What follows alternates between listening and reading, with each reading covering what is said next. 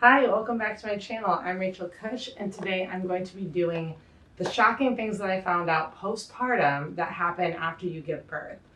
If you are squeamish, this is probably not the video for you. There will be a lot of blood.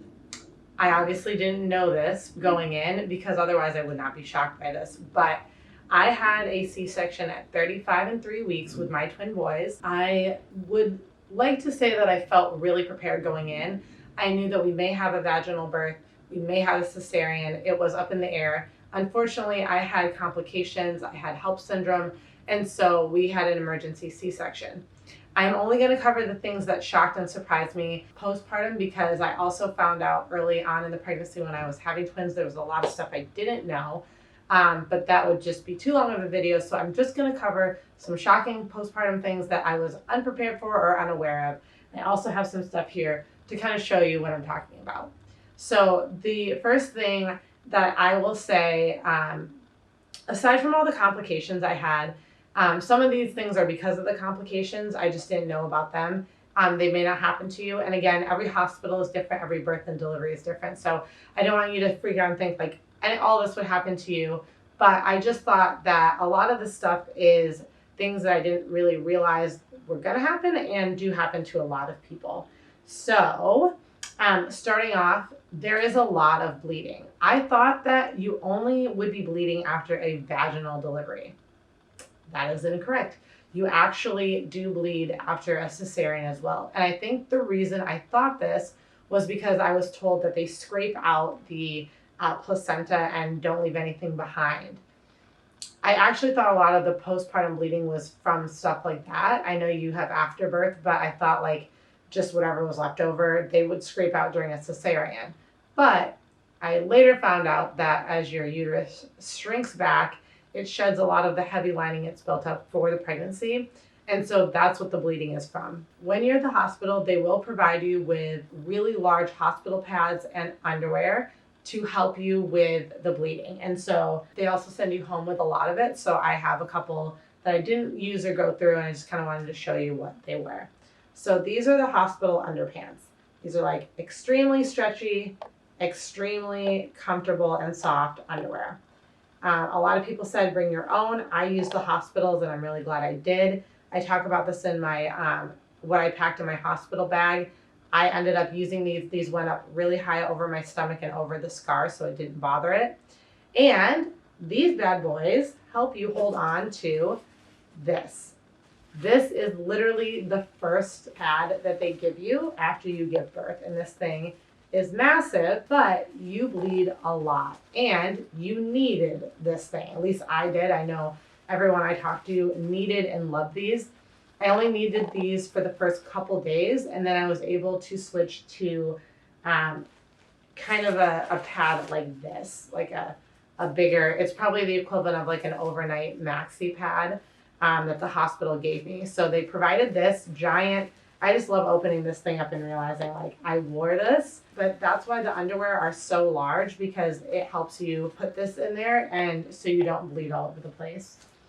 On your bed, you also are laying on like this sheet.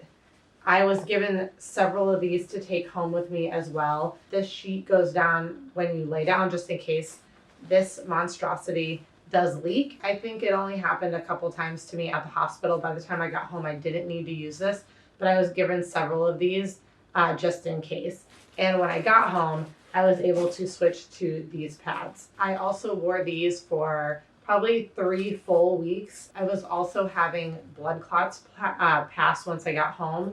So I actually probably, if it hadn't been for the blood clots, I probably could have switched to this like smaller maxi pad sooner, but I needed this size while the blood clots were passing. They were probably the size of my hand, and so I needed something pretty thick. Once all the blood clots and the bleeding were done, I was able to switch to just a regular maxi, not the bleeding, the blood clots had passed, but I was still bleeding at the 4 to 5 week mark pretty heavily. I was using these. Someone had given me a bag of the overnights, the regulars, and then obviously the hospital provided those giant ones as well. So I didn't actually have to buy any of these for quite a while. It wasn't until like a couple weeks ago when the bleeding had basically was tapering off to nothing that I bought these 7th generation. These are chlorine-free liners. I appreciate everybody who thought of me and bought me all the pads, because I don't think you realize like how long you need them for. Some people don't bleed that long. I just happen to bleed for almost a full 8 weeks. And so just this past week it just stopped. So these were good for the past like 2 weeks, where it was super, super light, and I just changed these multiple times a day just to be more sanitary, but I wasn't really needing these all day. That's really great. Now I have them just to have them. But I really appreciate all the moms that thought of me and brought me pads for afterwards. It's just something I didn't think of because I didn't realize you bleed so much. Okay, the next thing is when you're in the hospital after the C-section, they would come in every couple hours and push on my stomach. And when I say push, I mean like all out, full force, like really pushing to make sure that if there were blood clots, they were passing, and that it was just moving stuff out.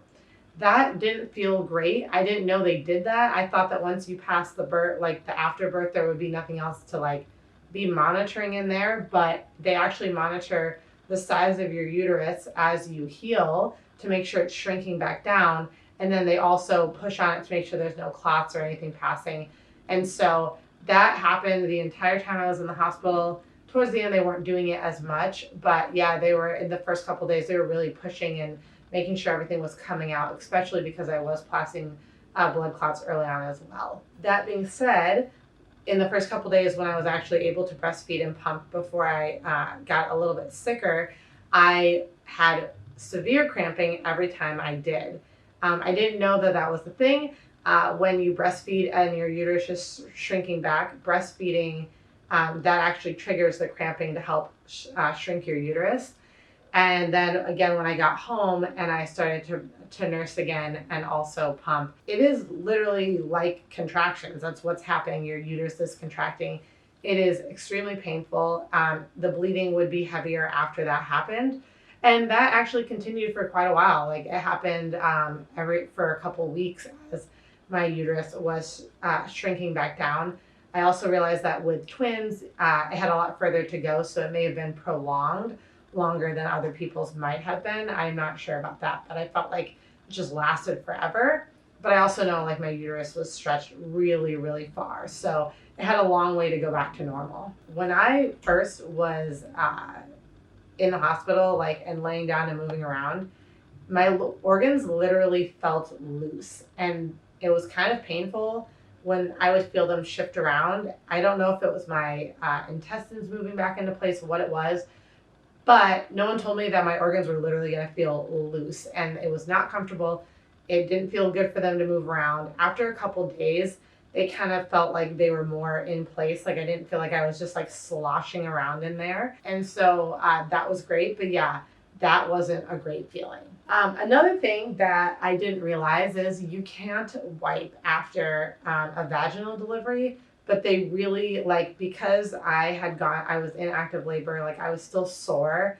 And so even though we ended up in emergency C-section, I used what's called a peri bottle. And this is just, you fill this with warm water and you spray it down there to clean yourself off, and then you just dab with toilet paper.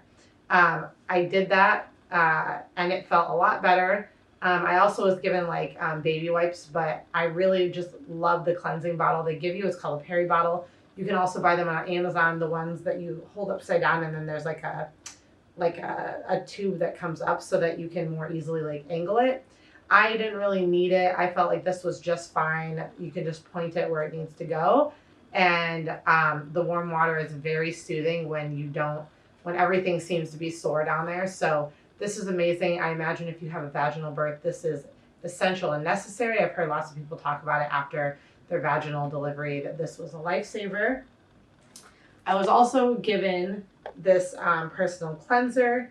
It's no rinse antimicrobial skin cleanser. You again spray it down there. I guess like because you can't wipe, keeping yourself from getting like anything infected because you can't technically wipe. So you use the water and you dab yourself dry, and then you can spray this down there.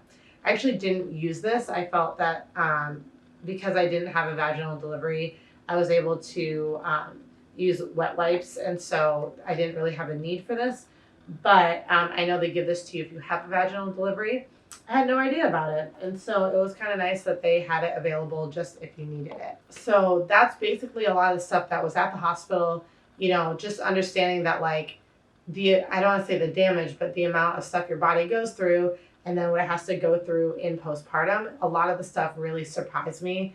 Not that I thought you just had a baby and you like pop back, but I think the length of time, no one really talks about like how long you bleed for, like how long it's sore for, how your organs feel for days, if not weeks, how much cramping happens on the other side, contracting on the other side of being pregnant, things that I just didn't know were going to happen. So I will talk about 2 things that specifically happened to me because of the C-section itself and not just like a general birth thing. When my C-section scar was healing, it was super puffy and full of fluid for almost 2 weeks, even though it didn't hurt that bad. As I was peeling off like the tape and the stuff that like holds it together, I noticed that it was really puffy like along the line, but the edges of it were super hard.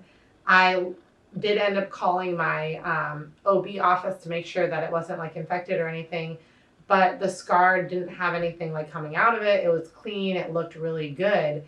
And they said like your body often will, it just felt really puffy. And so that was just my body healing naturally. After about 3 weeks, the scar started to flatten out a little bit and the hard edges weren't so pronounced. Even now, like the scar is completely flat after 8 weeks, but the edges I can tell are still like, I would say firmer than the rest of it. But yeah, it kind of startled me when I saw it. Like after I took the tape off of it, it looked like this, like the giant, like a bump where the line of the scar was, but it was healing normally. And it can look kind of scary, but as long as there's nothing coming out of it, it's not hot or painful to the touch. They told me just to keep an eye on it, but it was after a couple weeks, just the normal healing. And so it is kind of alarming looking, but also realizing that it is major surgery and it's not just going to look really like it's going to have a lot of healing to do. And so like a lot of that puffiness went down as the scar healed more, but I feel like it was raised out at least an inch, if not an inch and a half. Like it was a lot. It just didn't feel bad. It just looked crazy. So that was kind of shocking to me. And now another thing I didn't really know about was above my scar right now is completely numb. Even though it's healed really beautifully, I have no feeling for about an inch above my scar. And so that is kind of freaky, and I didn't know that could happen, but it happened to me. I've heard now that I've asked other people about it, other people had that same sensation. It does come back, but it is just kind of like a weird feeling. I didn't realize like there would be part of my scar that would be numb. It may not happen to everybody, but for me it happened. I know it is normal. And yeah, it just kind of took me by surprise. I was like touching the scar and realized like I couldn't feel myself touching above it. I could only feel myself touching below it. So definitely weird, but kind of cool that it's normal and like I'm nothing to worry about. The last thing that's very specific to my birth, delivery, and recovery is that I had a catheter in for more than the 24 to 48 recommended hours. I was so shaky and ill that I couldn't walk on my own, and so getting up to use the bathroom a bunch of times a day was very difficult. And so the catheter was left in, and I will tell you that kind of changed the sensation of having to pee for me. So usually you feel it down by your urethra, and then like you wouldn't feel it like up in your stomach until like your bladder was like ready to explode. But because the catheter was in for so long, it didn't hurt, it didn't get infected, no UTI, it was fine. But it interrupted, I think, the sensation of having to pee for me. And so the first couple days I was home, I never felt like I had to pee until I had like this god awful stomach ache. And then I would realize like it was my bladder like basically bursting, and I would have to like go pee. So then I looked up that can happen when you have a catheter in for a long time. Sensation will eventually come back, but in the meantime, you just kind of have to like time out when you use the bathroom. So now I just make a habit of going pee every single time I feed the boys.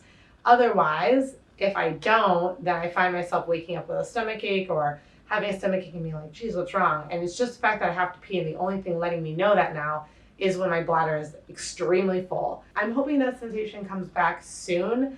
I feel like it's only been 2 months. Somebody told me it took them almost a year to get it back. So now I just time it out when I'm supposed to be using the bathroom, I pee. Again, not a big deal. It just is something I had no idea about and didn't know that could happen.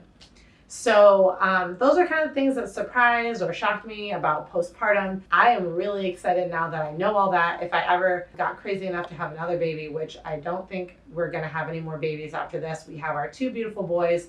But if for some crazy reason I lose my mind and have another kid, I would actually be way more prepared for postpartum. I don't think I would be so thrown off by all the stuff. I wouldn't be calling the doctor's office every 2 minutes to figure out, is this normal? I would just know that this happens to a lot of people and that there's lots of crazy stuff that happens to you afterwards that a lot of people don't talk about. I hope that this video helps you if you are about to be postpartum and so you're not thrown for a loop. Let me know in the comments below what shocked you about your postpartum journey, and what advice do you have for people, or what little snippets of information would you tell somebody who was about to be postpartum? Thank you guys. If you like this video, give it a thumbs up. It supports my channel and lets me know to make more content like this for you. And of course, subscribe if you want to continue following along with my postpartum journey. Bye.